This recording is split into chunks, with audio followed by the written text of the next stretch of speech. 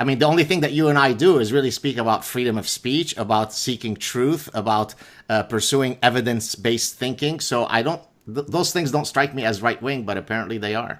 Well, that's exactly it. Well, look, the same thing has happened to some degree to Steven Pinker. It was quite a while ago that he wrote that book, The Blank Slate. And when I read that's got to be 10 years, 2002. Okay, yeah. So when I read that, my first response was, well, I don't see why a book like that's necessary.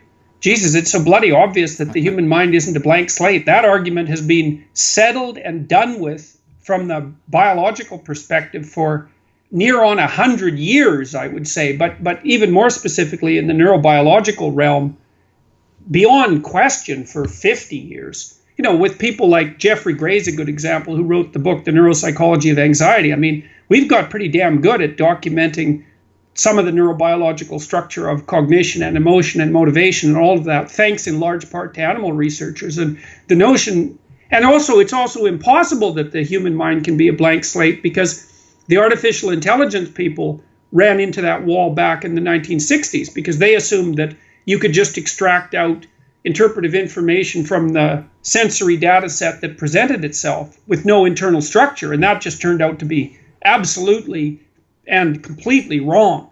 So when Pinker wrote that book, I thought, yeah, fair enough, man. But like, anybody in the know has figured this out, so that it isn't even an issue of discussion. And then all of a sudden, and it's 15 years later, we have the sociologists in particular and the social constructionist types, like, they actually think this is debatable. Right. It's just absolutely beyond comprehension to me.